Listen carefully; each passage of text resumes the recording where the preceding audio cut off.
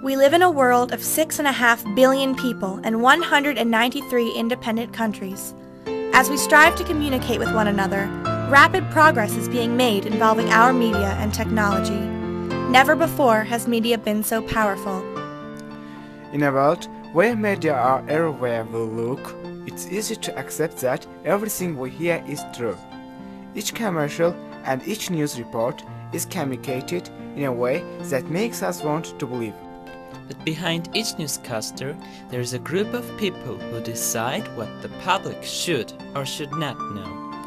For the untrained ear, the stories they hear will define their opinions and will determine the actions they might take.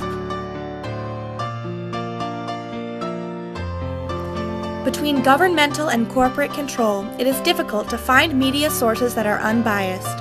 Unfortunately, the government is not purely interested in informing the public as to what is exactly going on. They have many of their own interests to worry about, including maintaining citizen loyalty and trust. I think there's no country in the world that has 100% true media. In the Caucasus, about 3/4 of all media are government-controlled, specifically 68% in Armenia and 78% in Azerbaijan. In the United States, there is a different kind of media censorship problem. Most everything that United States citizens see and hear is quietly manipulated by the directors of the 6 main corporations in the US. Everything we know or think we know about the outside world comes to us through various forms of media. The two versions of this problem, however, are essentially the same. The problem doesn't lie in the forced emission of certain news stories, but in the manipulation of these stories. Topics are emphasized or played down.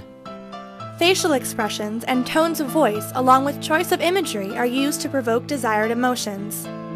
Additionally, headlines are worded so that they will appear more or less enticing to the audience. If nothing is done, the future will be even more susceptible to this kind of manipulation. Fortunately, individuals have the power to access unbiased information.